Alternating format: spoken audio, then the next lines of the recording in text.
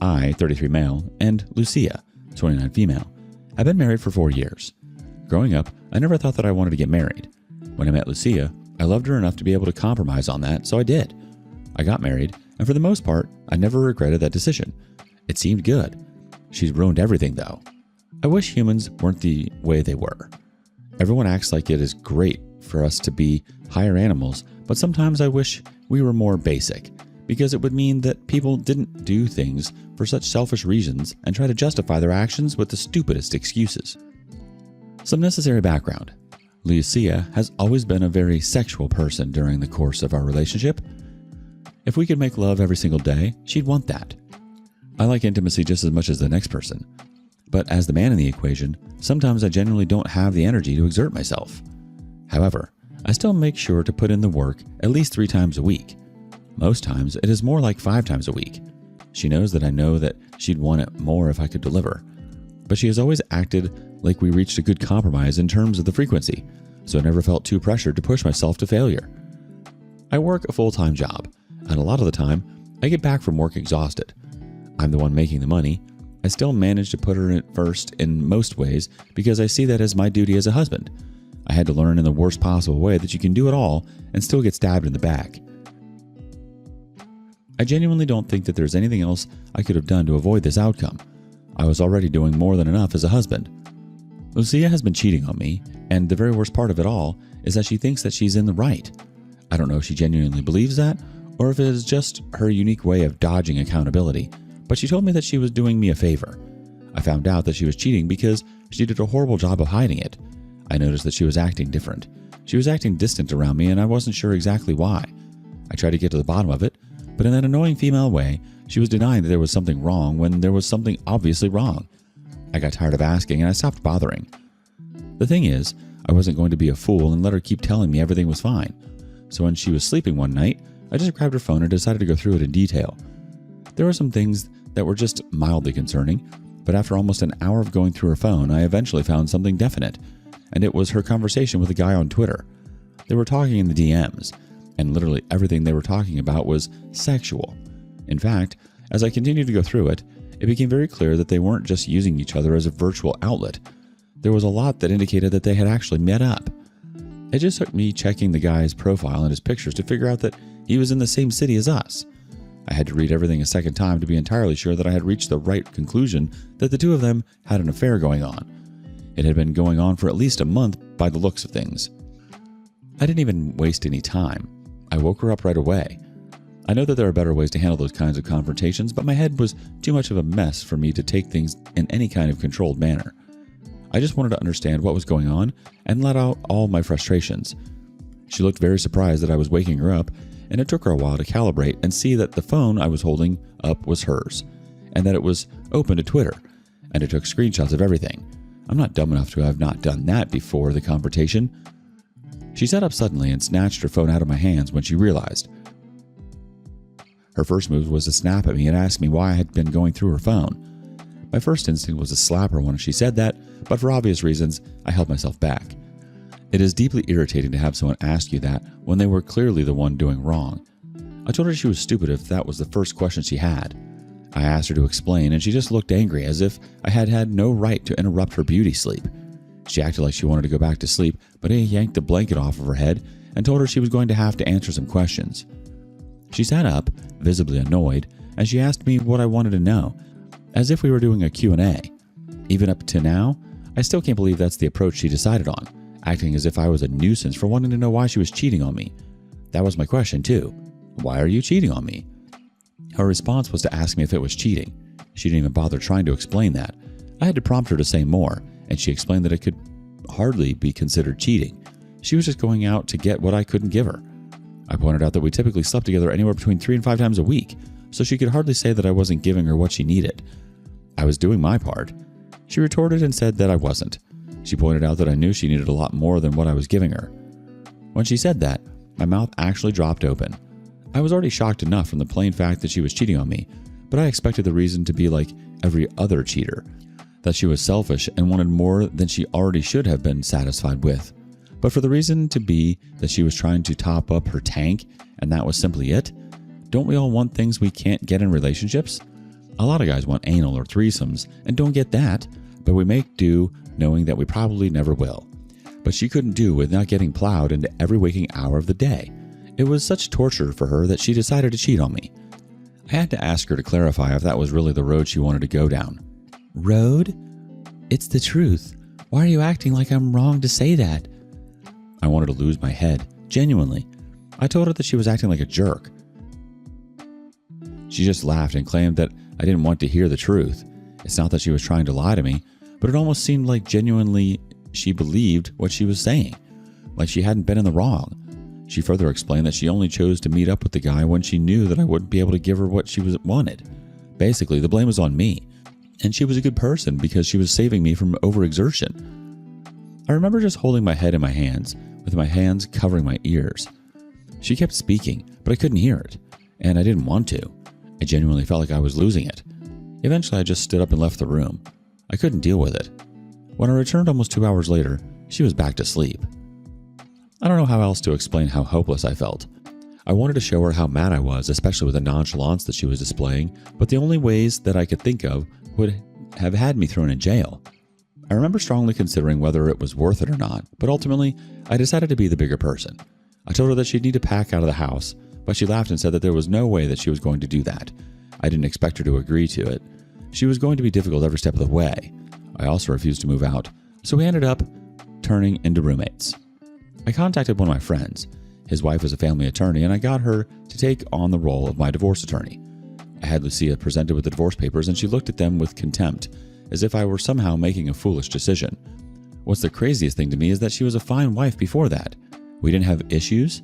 I still loved her as strongly as the first day that I said it to her. But I found out what she was doing behind the scenes, and basically out of nowhere, she turned into my enemy. She doesn't even seem like the woman who I was married to. I tried to talk to her, to at least see if I could bring out what I consider to be the real her. But she's been an a-hole ever since that night. It's been frightening to see how different she is. I've had her served with the divorce papers. She didn't even bring it up to me, as if it doesn't bother her. Again, I wish that humans weren't as selfish as they are, because all of this is happening because a woman wasn't getting as much sex as she wanted.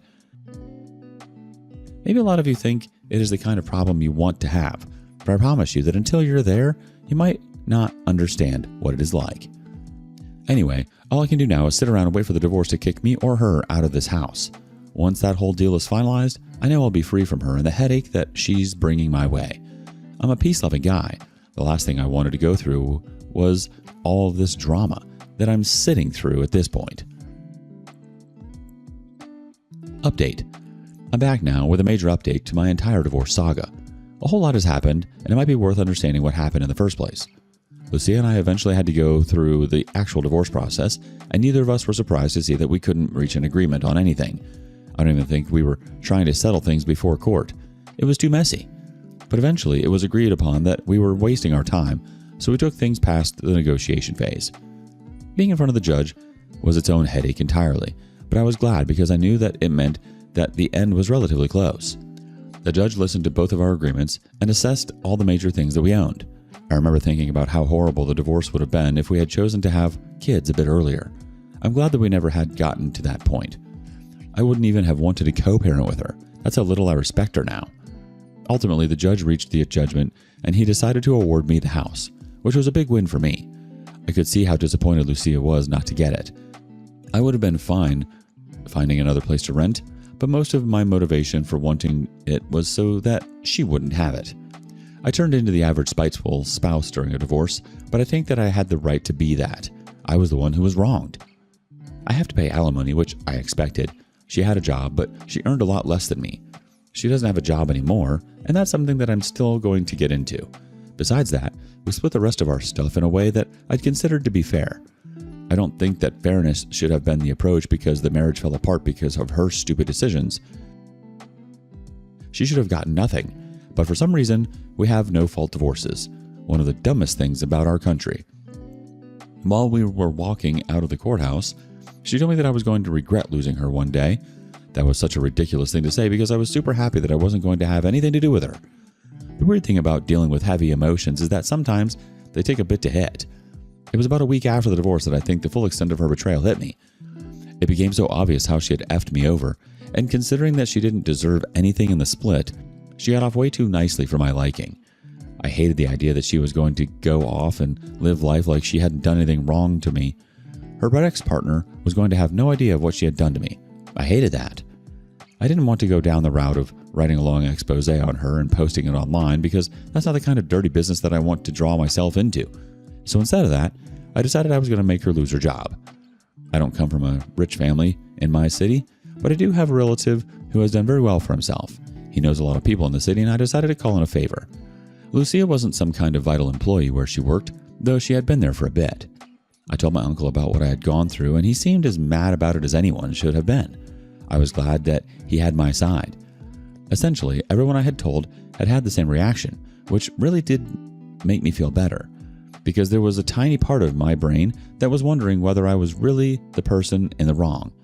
I blame how certain Lucia was in her bad decision. He asked me what I needed from him, and even though I didn't know the extent of what was practical for him to do on my behalf, I told him that I was going to be fine if she had some troubles at work, just something to give her a headache. About 2 weeks later, my uncle called me to tell me that she was going to be let go, and I almost couldn't believe my luck. Writing this, I sort of feel like a bad person, and I can get thinking that based on my revenge alone, but Lucia did a lot worse than I did, so I don't think anyone should be blaming me for choosing to get my revenge. You can choose your own actions, but you can't police people's reactions. The best part was that I knew she wasn't going to have any idea that I had anything to do with it, and I wasn't going to share that with her, because I didn't want to be affiliated. I found out she was let go by my uncle. Apparently, she had caused a big scene because it came so suddenly. I got to see the security footage of her crashing out, and I smiled so big, it pleased me. I think I felt an even stronger compulsion to let her know that I had been the reason for it, but I chose to be smart about it, and that meant not cluing her into the fact that I had something to do with it.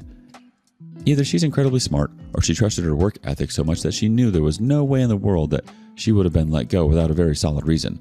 She's pretty good at her job, if I have to be honest, but I don't think she's the kind of good that you can't find anywhere else after a week of advertising the opening. She suspected I had something to do with it. She was smart enough not to come out to the house, so she came to me when I was leaving work.